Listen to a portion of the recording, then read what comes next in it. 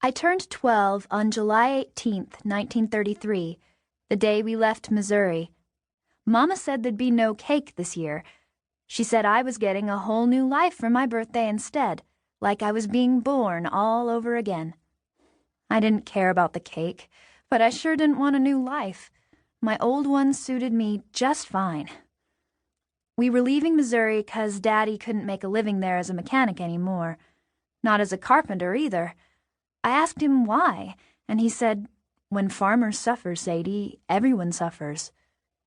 The drought had sucked the land dry, and it threatened to suck us dry too if we didn't get away. So Daddy sold our house for what he could get, a piddling amount, Mama called it, and we were up before daylight, squeezing our belongings into the car. Daddy said he wanted to be on the road before the sun could shrivel one more blade of grass. But even the black of early morning felt hot enough to do that. Sweat crawled all over me like ants, and my damp dress clung to my legs while I worked. There didn't seem to be enough dark in the world to cool off the heat our land soaked up every day.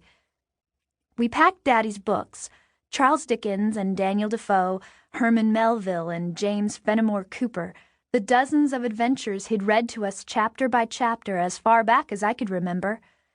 We stuffed them into crates with the pots and bedding and tied everything to the car roof and down the running boards. Everything but the furniture. It didn't matter much that our beds and chairs sat in bare rooms waiting for new owners, but I hated leaving the table behind. I knew Mama did too. Daddy had built that shiny drop-leaf table himself and given it to Mama the day they got married. She promised it'd be mine someday. I never knew Mama to break a promise.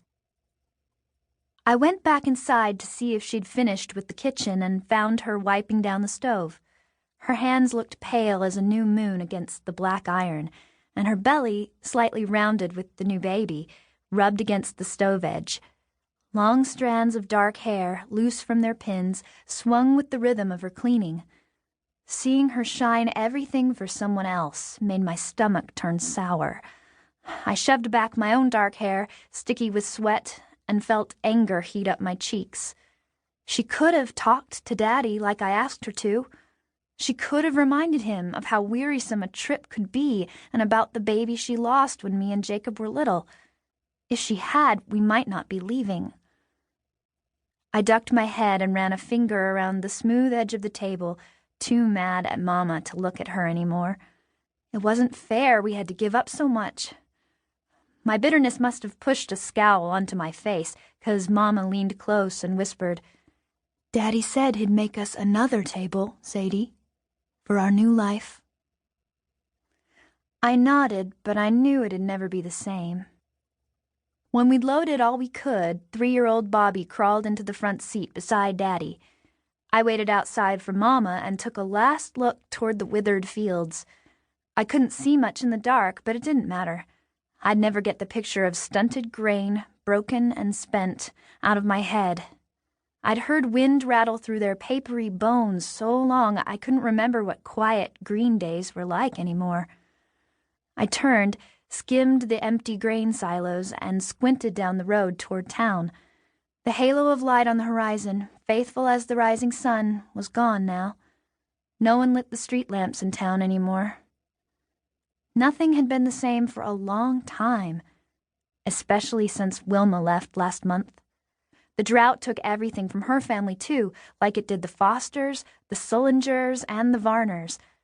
Wilma was luckier than most, though. She knew where she was going. Family in California had offered to take them in, and she'd given me their address. We promised to write every day till we could see each other again. I glanced east and saw clouds tinged with pink and purple. The sun would be up soon, and by mid-morning the brown fields and meadows would hum with heat. But I'd be gone by then. There'd be no more swimming in the river, no more purple fingers from ripe dewberries, and never again would I have a friend as good as Wilma to tell my thoughts to.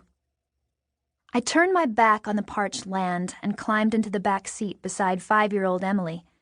Her eyes shone from beneath her bangs, and she grinned at me, too excited about the trip to understand what we were giving up. Jacob, who was 10, wiggled between Emily and the window and set her to whining. He looked at me and shrugged, like it embarrassed him some that he was happy about the move and I wasn't. Daddy was ready to leave, but Mama pulled the broom from the running board of the car and headed for the porch, determined to leave it clean. Sweeping seemed a waste of time to me. The wind was bound to get up like it did every day and blow the dusty yard onto the porch again. But Mama didn't care. She said the house had given its best and deserved no less from us.